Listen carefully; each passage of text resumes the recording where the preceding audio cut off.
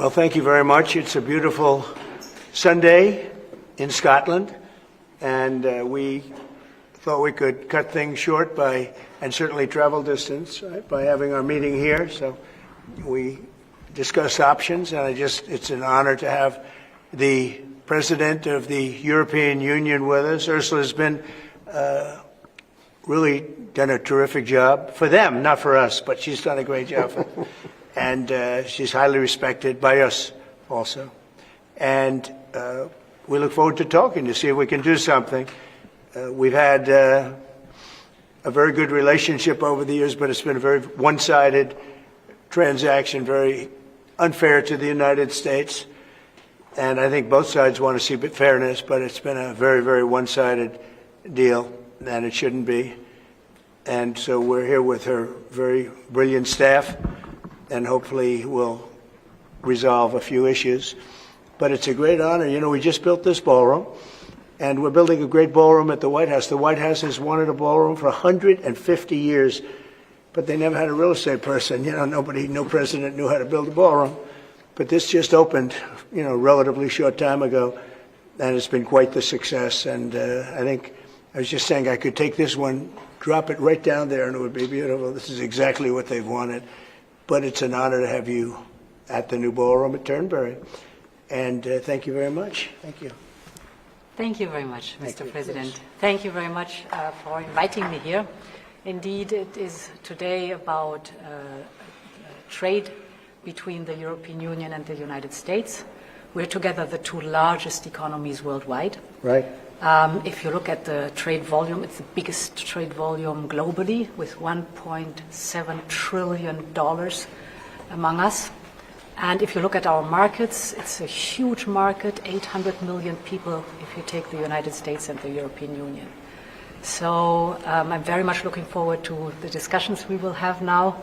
Our staff have done some of the heavy lifting, but now it's on us. Yeah. And you're known as a tough negotiator and deal maker. But what fair. Is in front? And fair. And what is in front of us? That's less important. If we are successful, I think it would be the biggest deal each of us has ever struck. So I'm very much looking forward. Ever struck by anybody? That's true. Yeah. That's true. Right now we have that honor goes to Japan. We just struck a deal with Japan, as you know. And we're very close to a deal with China. We really sort of made a deal with China, but we'll see how that goes. And we have numerous other deals. And mostly I'm just going to charge tariffs. And, you know, there's not a deal per se, but people are going to pay tariffs. And we're doing them at the low end, not the high end, because we don't want to hurt anybody. And pretty well, but you and I both figured this is really the biggest trading partnership in the world, so we should give it a shot, right? Yeah. Very much looking forward to that. Oh, thank you very much. Thank you. I do too. Any questions, please? On Friday, you put the chances of a deal at 50%, maybe less. It seems like you're in quite a good mood. How would you rate those chances now? I'm actually not in a good mood, but I will tell you, I think the chances are, yeah, I think Ursula would say, probably 50-50 of making a deal. I hope, you know, I'd like to make a deal. I think it's good for both, but yeah, I'd say 50-50. And what would you say the main sticking points are at this moment? We have 3 or 4 sticking points. I'd rather not get in. We'll be discussing them. But I think the main sticking point is fairness. Okay. Please. Why you're in a bad mood? Was it a bad morning of golf, or why you're not in a good mood? No, the golf was beautiful. Golf can never be bad, even if you play badly. It's still good. If you had a bad day on the golf course, it's okay. It's better than other days. But no, I think I look forward to this meeting. You know, we've had a hard time with trade with Europe, very hard time, and I'd like to see it resolved. But if it isn't, we'll, you know, have tariffs, and they'll do what they have to do. But we have a good chance of getting it resolved. We'll probably know in about an hour. Shouldn't take that long. You know, it's complicated, but not really complicated when you get right down to it, right? Well, Pharmaceuticals. August 1st deadline? Is there any chance that gets... No. The August 1st is there for everyone. The deals all start on August 1st. Most of the deals, other than steel and aluminum, which we've been getting 50% tariffs from I guess just about everybody, and those have come in, and we've taken in, hundreds of billions of dollars just on steel and aluminum. You've seen the numbers. We had a tremendous amount of money come in over the last month, and it's coming in, very rapidly, which is fair. We have a lot of steel mills and plants, aluminum mills and plants being built. We have a lot of AI being built, and we have a lot of auto plants being built or going to be built because they don't want to pay tariffs. So, if they don't want to pay tariffs, the best way to do it is just build your plant in the United States. Yes, please. Sir, what do you expect from the Europeans in terms of opening their markets to American products? Well, they have to open up to American products. We're open to European products, and we have been for forever. I don't think we have, we just about don't have any, I don't think we have any product that we say you can't sell. I guess you could get a little bit cute with chips, but that's, a little bit different category too. No, Europe is very closed. We don't sell cars into Europe. We don't sell essentially agriculture of any great degree. They want to have their farmers do it, and they want to have their car companies do it. I'm not saying anything that nobody knows. We have a rough situation. If we want to sell cars in Europe, we're not allowed to. And as you know, they sell millions and millions of cars, Mercedes, BMW, so many different, Volkswagen, so many different cars, and so many millions of cars. I would imagine number one, I didn't look at that, but I would imagine number one by far, more so than even Japan. Japan sells a lot of cars too. But the Japan deal worked out very favorable, very good. I hope for them too. And that's what we want to do, make everybody happy. Yes, please. Mr. President, should Israel be doing more to allow food into Gaza? Say it. Should Israel be doing more to allow food into Gaza? What did you say? Should Israel be doing more to allow food into Gaza? Well, we gave $60 million 2 weeks ago, and nobody even acknowledged it for food.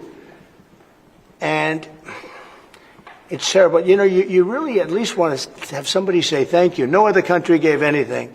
We gave $60 million 2 weeks ago for food for Gaza. And nobody acknowledged it. Nobody talks about it.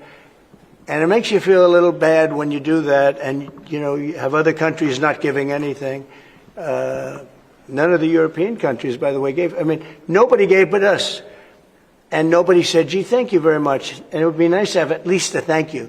And I took a lot of heat. When I do that, a lot of people aren't happy about that because they say, well, why are we doing it and nobody else? But I think we had a humanitarian reason for doing it.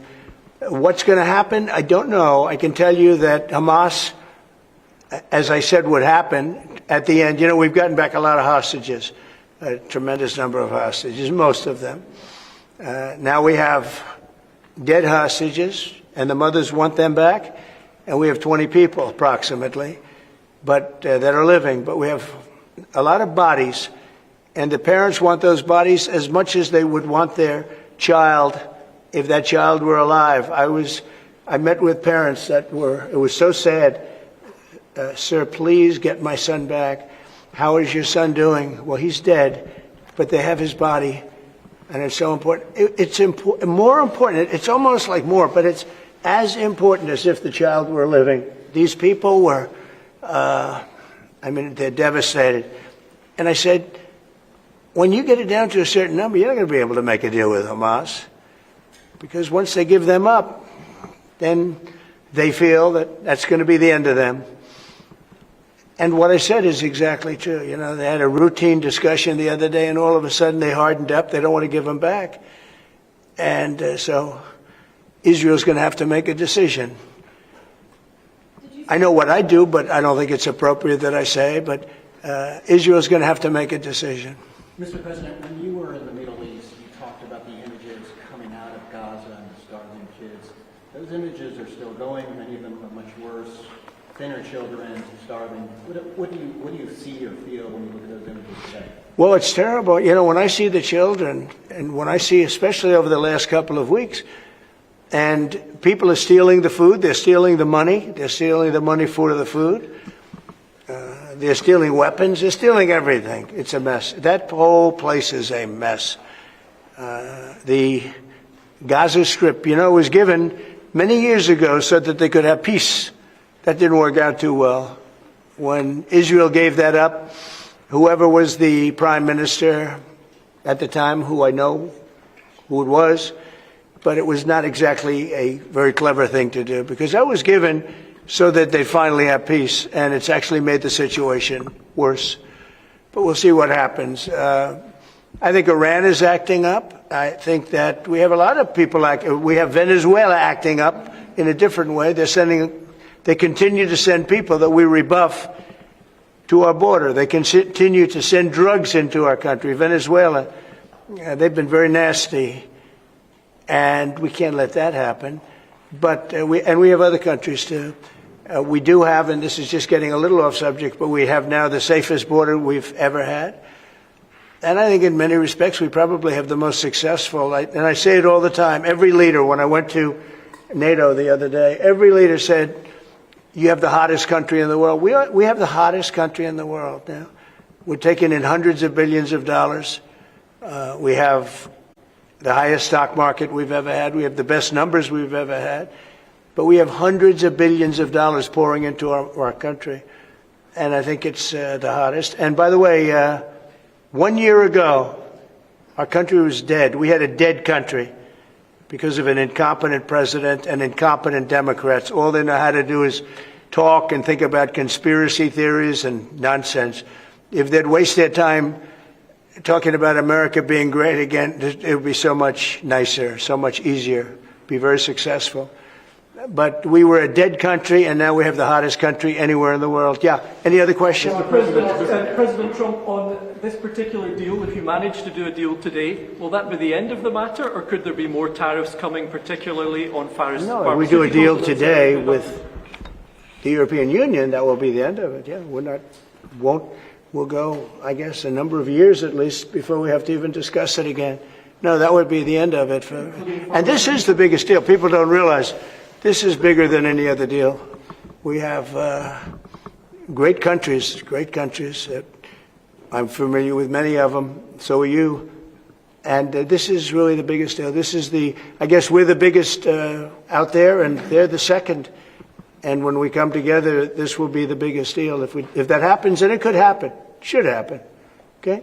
Thank you. Will pharmaceuticals be part of today's? No, it won't. Pharmaceuticals will be, could be, we'll do something, but basically pharmaceuticals won't be part of it because we have to have them made in the United States, and we want them made in the United States. And I think it's easy to say, and I think it's important to say pharmaceuticals are very special. We can't be in a position where we're relying on other countries. Now, Europe is going to make pharmaceuticals, drugs, and everything else for us too, a lot, but we're going to have also our own.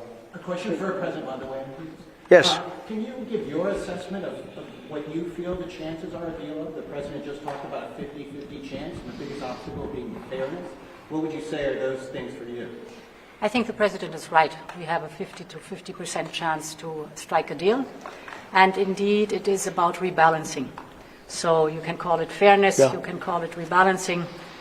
We have a surplus, the United States has a deficit, and we have to rebalance it. We have an excellent trade relation. It's a huge volume of trade that we have together. So we will make it more sustainable. Mr. Trump, can you do better than a 15% tariff rate for the EU? Better meaning lower? Yeah. No.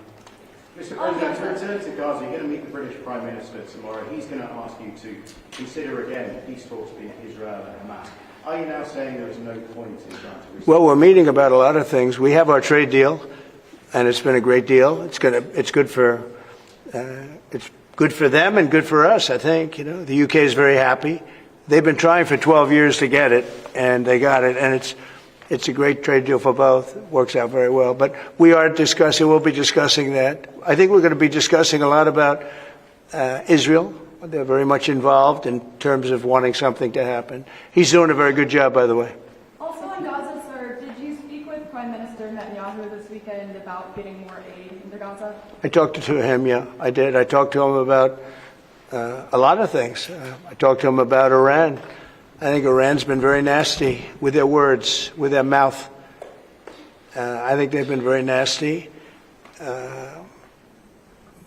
they got the hell knocked out of them, and I don't think they know it. I actually don't think they know it. They really do. The whole thing's a con job. We have a lot of con jobs going on. But Iran was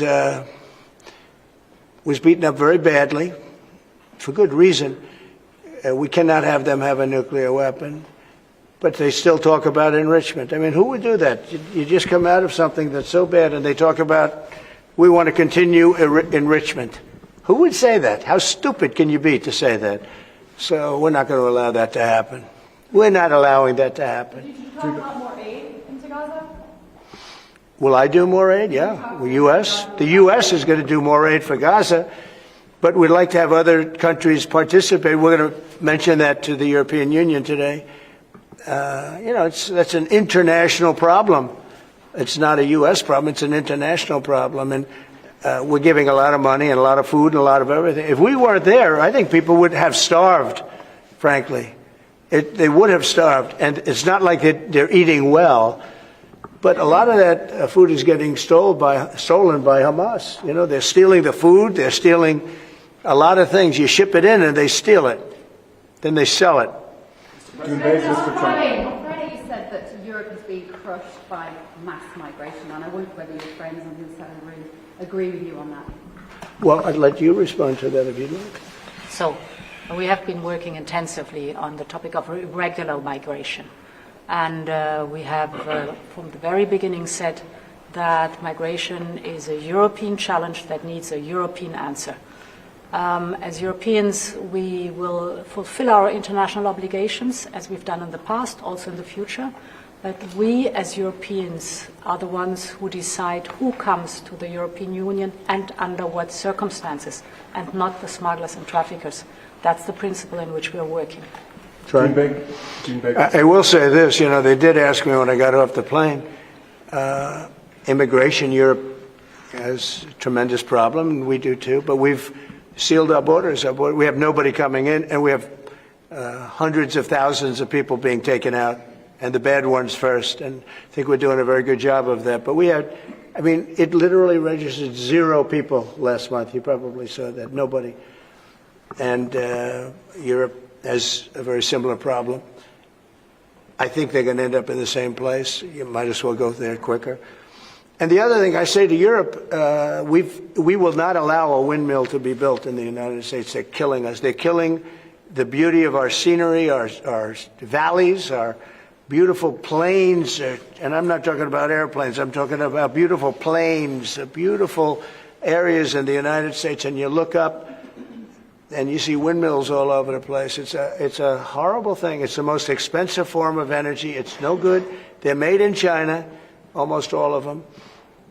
When they start to rust and rot in 8 years, you can't really turn them off. You can't bury them. They won't let you bury the propellers, the props, because there's a certain type of fiber that doesn't go well with the land. That's what they say. The environmentalists say you can't bury them because the fiber doesn't go well with the land. In other words, if you bury it, it will harm our soil. The whole thing is a con job. It's very expensive. And in all fairness, Germany tried it, and wind doesn't work. You need subsidy for wind, and energy should not need subsidy. With energy, you make money. You don't lose money. But more important than that is it ruins the landscape. It kills the birds. They're noisy.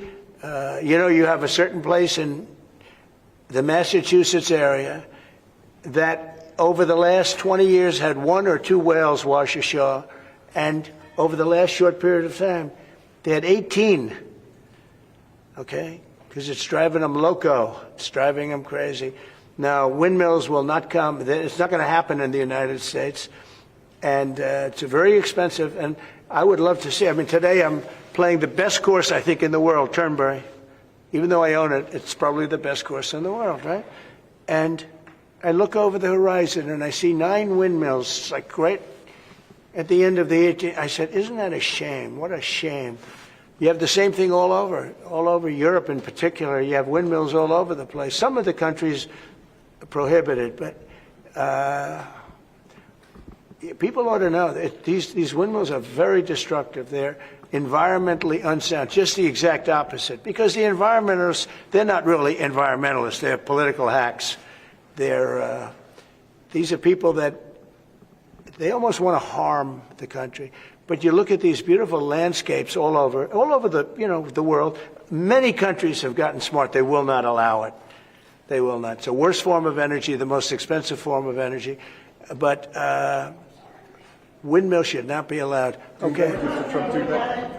Cambodia and Thailand. You spoke to leaders of those countries. I did. Are they doing enough to stop the fire? I hope so. You're talking about Cambodia and Thailand? So I had an interesting time. We're dealing with Thailand, and we do a lot of trade with Thailand and with Cambodia. And yet, I'm reading that they're killing each other, they're fighting, they're in a war. And I say, this should be an easy one for me, because I've settled with India and Pakistan, and Serbia and Kosovo was going at it, but they have for a long time, in all fairness, you know about that. And others, the Congo. And what's gone on there. That's been a horrible thing with Rwanda. That's been a horrible thing. 31 years, 7 million, 8 million people killed. Machetes all over the place. It's a terrible thing. We got that one solved. We did 5 of them. And I was saying, we have a trade deal. We were working on another. We finalized another trade deal yesterday. And I asked my people, I said, how are we doing with Cambodia and how are we doing with Thailand? And they said they're going to be coming in at some point to talk. I said, well, let's call them right now. So I called the prime ministers of each. And I said, we're not going to make a trade deal unless you settle the war. A lot of people are killed, that in a short period of time. The border, they're fighting pretty like wild. And I spoke to both of the prime ministers, and I think by the time I got off, I think they want to settle now. I know they're meeting today or tomorrow, and we're going to work with them. Marco Rubio's working with them also, his people, and him. I think we're going to get that. That would be a great thing, but that would have turned out to be a bad one. And I will tell you, India and Pakistan, they were really getting ready to go at it. So getting those things settled, if I can do it, and if I can use trade to do that, it's my honor. But I had great talks with 2 very good people that they both really would like to make a deal. So we'll see what happens. Okay, how about 1 more, 2 more? Mr. President, Europe's now spending a lot more on defence thanks to you. Does that mean should they get a fairer deal on trade and exchange? Well, they're spending a lot on defence, but we're spending a lot more. And we've been very generous to NATO for many, many years. And but we had a terrific meeting with NATO. I'd love to do as well. We had a meeting where they put up 5% instead of 2%, and they're going to pay it instead of not paying, because many people didn't pay the 2% or anywhere near it, and the 2% was too low. And we're going to be sending now military equipment and other equipment to NATO, and they'll be doing what they want, but I guess for the most part working with Ukraine.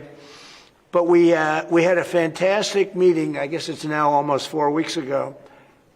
One of the best meetings they've ever had at NATO, and the spirit and the coming together was incredible. And I stood and I listened to almost 30 speeches. That was a lot.